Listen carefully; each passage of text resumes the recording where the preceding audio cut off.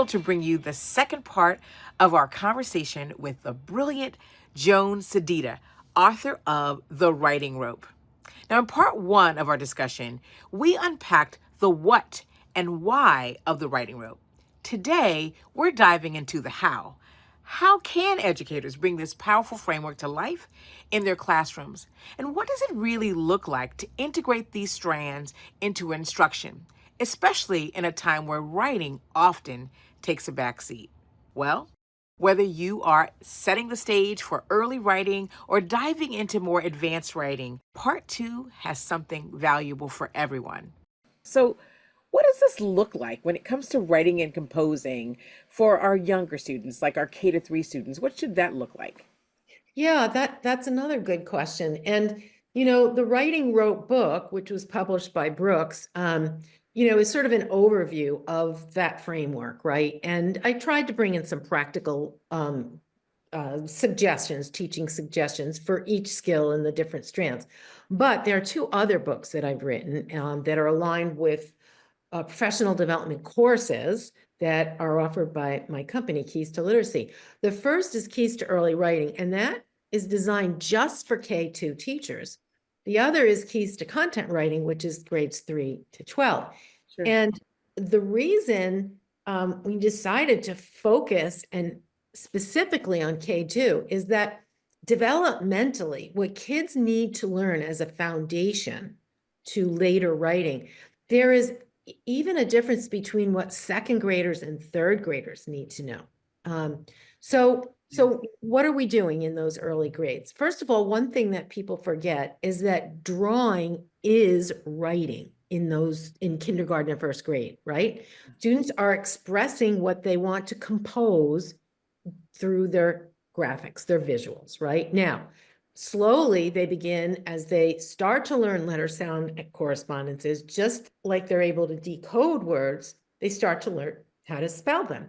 And that enables them to start adding words to their drawings and eventually phrases and then eventually sentences. And, by third grade, they're writing paragraphs. Sure. But the drawing is the kickoff point. The other thing that I want to say about early grade writing is many primary teachers think it's just all about that transcription. Well, they have to learn to spell and they have to learn to handwrite before they can write anything. And while we do want to be developing those things, and as I said before, they're best done during a phonics lesson, right? Doesn't mean we can't get the kids started on all the other strands of the rope. So for sentences, we can begin developing that syntactic awareness. We can even do things like sentence combining, but we do it orally, right? Sure. Or we do it through the teacher writing the sentences out and the students seeing them until they're able to write those themselves. So sentences are really important. The differences among the three types of writing. Think about in read aloud. Maybe I'm reading I Want a Iguana, right? Which is a perfect example for young children of opinion writing, right? So we start to show them how, not sometimes books, but in their case, as they are able to write, that there is a difference between this read aloud. This was about somebody convincing his mother to do something, right? Sure. And we've got this other book over here, which is all about the stars and the planets. Well, that's informational, right? Sure. Hey, we just read this story, and it's a story that's narrative. Look, it was about things that happened, events. So we can teach that strand of the rope. We can even begin teaching some of the skills kids need up at the creating level of the writing rope. And that is things like, how do I brainstorm ideas before I write? In this case, it's before I draw my picture, right? How do I gather information? I've seen wonderful things in first grade classrooms where teachers are working with children to develop shared research projects where maybe, each student is choosing a different profession in life, a firefighter, a doctor, right? A nurse. And they learn about that through read aloud and maybe listening. And but then they have to start taking some notes, and maybe those notes are just words with some pictures. So everything can be introduced you just have to do it with the developmental needs of these kids in mind. And a lot of that is going to be done through oral language. That is like brilliant. And I love, I mean, again, I love the connection to oral language because it is so important. And what I really hear you saying is that we can start super early. That, you know what, while they're learning to build letters, to write letters, they can be starting to learn the writing processes of brainstorming and so forth. And I love it. You just kind of confirmed that. I think what we do is, while we're teaching children, for example, to write letters well and effectively so that it's automatic, we are also giving them that sentence practice to see that there's a capital and there's a period and all of that. So I think that's such great Yeah. confirmation for sure. That's awesome. You So, know, here's another example, because I think, because I want to make sure we get in here somewhere about the stages of the writing process, oh right? yeah, yeah, Which I include that up in the critical thinking strand. sure. And we know that students at any grade level benefit from explicit instruction for the strategies they need to have at each stage, right? Yeah. Now, the stages, gosh, these two researchers, Hayes and Flowers, started looking at that in the 60s and 70s.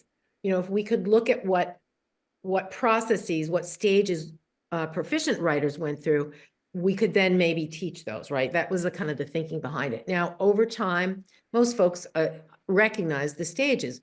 Uh, I developed with my colleagues at Keys to Literacy a simple way for kids to remember those. We call it think, plan, write, revise. Okay. Okay, yep. And we need to teach strategies at each stage, right? We can begin introducing those stages to little ones. And I'm going to give you an example of an activity that you can do. This is in that Keys to Early Writing course. So if you have students, and also this gives me an opportunity to talk about a really valuable teaching principle that goes across all grades, and that is providing opportunities for kids to collaborate, Mm, their peers and the teacher at different stages. So let's say you have students working in pairs of two, and you give them two cans of Play-Doh in different colors, okay. okay? And you say, all right, so when we create something, and later when you're able to write enough that you can write whole sentences and paragraphs, when we do that, the first thing we have to do is think and plan. We have to think about what we want to say, and we want to plan how we're going to do it. This is So what we're going to do right now is I want you with your partner, you're going to make something out of Play-Doh. It could be a flower, it could be a snake, it could be an animal. Okay. So talk with your partners, brainstorm together what each of you wants to make. That's your thinking, right? All right, now plan. What are you going to use? Now you can only use one color of your Play-Doh to start. And so now they plan, well, I'm going to roll the Play-Doh. Maybe it's a snake and I'm going to make it this and I'm going to put eyes on it. All right, you've just planned. All right, now make it. That's the right stage. You are writing. Okay. Now, revision. And young children are not able to do the deeper revision that happens after grade 3, right? Like where you're rewriting your sentences but what they can do is add more. That's the level of revision in the youngest grades. So sure. if you've drawn something and you want them to revise it, you go in and you say, what else can you add? You've got a beautiful drawing of this person here. What are they wearing? Oh, okay, well, let's add that to it. Or, you've got a house here. What else do you want to say about the house? Oh, it has shutters. Well, let's draw those shutters, right? Now Mhm. let's bring it back to the Play-Doh. So now you say to the pairs, talk to your partner, give them advice about how maybe they could make that better. And what they can do now is open up the other color of Play-Doh and add more. So now maybe it's a snake, but they add stripes in a different color, or they add little different colored eyes. You have now just walked them through all the stages of the writing process. They've thought, they've planned, they've made it, which is writing, and they've added some revision to it. And you can use that terminology. You're setting the stage. And that way, by the time they get to grade 3, it's not like this, oh, gee, there's stages of the writing process. They already know what they are.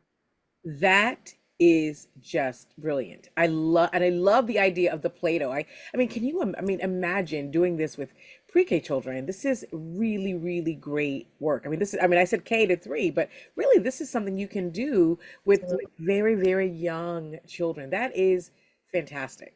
Now, Yeah. I know, we typically many of our listeners are K to 5, K to 6 folks, but I know that people are wondering, like, what do we do with our older learners who may be struggling writers? How can we support those teachers who are working with older students?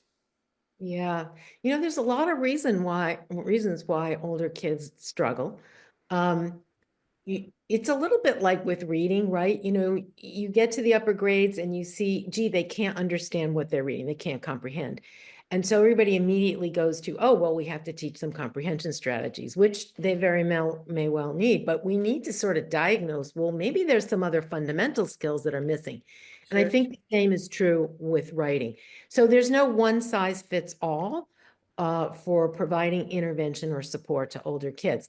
And this is where the writing rope can come in, right? Mhm. So you can analyze their writing samples, you can, look at their work and say, well, maybe the problem comes right down to sentences. They can't write a solid sentence.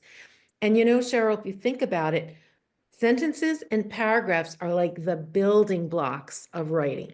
If you can't craft a solid sentence, um, your writing is dead in the water, right? Yes. So many of our older kids, we need to go back to the syntax strand of writing and teach them how to write high quality, elaborated sentences. And there's lots of things we can do to make that happen. Um, and a lot of it comes down to the paragraph too. Like, they don't understand the concept of a paragraph, which is something that's unique to text. We don't talk in paragraphs. Right. And any work we do around paragraphs, which is really about main ideas, will support reading comprehension as well as writing. Dr. Sharon Vaughn and her colleagues in 2022 put out a great IES um, research guide about interventions for students in grades 4 to 8, right? Sure. And they talk a lot about as it relates to comprehension, teaching students to find the gist, right, in Yes. paragraphs as they're reading, because you think about it, as you're reading, you're reading about a topic, but every time there's that new indent or double line, it's a little clue in the road, saying, a sign saying, stop, we're about to shift gears. We're still reading about pirates, but we're going to read something different about pirates. And Yeah. the same is true with our kids writing. Many of the older kids, when you look at their writing, they just write and write and write and write. There's no pauses, no, or maybe every 5 lines they indent because they think they're supposed to, but it's not. Right. Yeah, so I think for a lot of our older writers, going back to that sentence writing, paragraph writing, another thing we haven't talked about, but it's called task, audience, and purpose. Being aware of what Yes. is your task, what's your purpose, who is your audience. That particular skill I put in under the writing crafts strand, Hmm. because proficient writers are always thinking about that. And it should influence choices you make about the words you're going to use, about the structure, the tone you're going to have. That's a real writing craft sort of thing. And a lot of our students just are not aware about that as well. Yeah, there's a lot I could say about struggling older writers, but I think just trying to analyze where the issue is, where are the breakdown points. Yeah. And I'll So tell you what, you hit the nail on the head as a former ELA teacher and former principal. Where we had the most difficulty, you're absolutely right, is sentences. And so I think that focus to really support that syntax is incredibly important, and then to build to the paragraphs. I think, again, I can hear a lot of teachers going, "Yep, amen to that." Right. So now, when we're thinking about supporting all of our students, our general education students, our students with disabilities, what can families do to really support the development of writing, yeah, especially when it comes to the early grades? yeah, that's a great question. And at the early grades is the place to start, right? So earlier we talked about how reading and writing draw from the same well, and that well, part of that well is oral language, right? Yeah. And what I'm about to say not only supports kids' ability to start to learn to write, but also to read. Before kids get to school, the more they're exposed to rich oral language, and by rich, I mean beyond just everyday conversation, right? So when we read to our children, they are hearing more advanced language, right? Longer sentences, more unusual vocabulary. But, just walking down the aisle in the grocery store with your 3 or 4-year-old and having conversations, you're in front of all the different apples and talking about the colors and, all of that stuff lays the groundwork. A long time ago, I stopped giving toys and things like that for shower gifts. All I give now is a box of books, right? Yep. Because right. So developing that oral language, I think, is the place to start. And having kids not just listen, but also express themselves. So having kids restate what utterance is by kids, but then having them copy the way we've done that. So if they use 1 or 2 word responses, you have them expand that into a full sentence and repeat it back to you. And these are things that parents can do. We talked about drawing before. Have your kids draw and tell you what's in their drawings. Yeah. Um, have them make up a story, or maybe, describe something that you all did as a family, and have them draw several drawings, one for each event that happened. Maybe they went to the park for the day. Well, what happened? And draw it. And then have them use their drawings to explain it back to you. Mm. You're building that composing ability. Yeah. And then finally, any books that you are reading to your children, stop and have them look at the structure, show them the page and say, look at that. What's that dot there? That's called a period, right? So Yeah. there is so much that parents can do to help their kids write, or set the stage for writing. They don't have to be teaching the skills the way teachers do. Of course, but that was some really great specific things they can do to really kind of support the process. That's fantastic. Appreciate you, Joan. I appreciate all of your wonderful ideas and your practical examples that people can use tomorrow. So thank you so much for being on the show. You're welcome. My pleasure.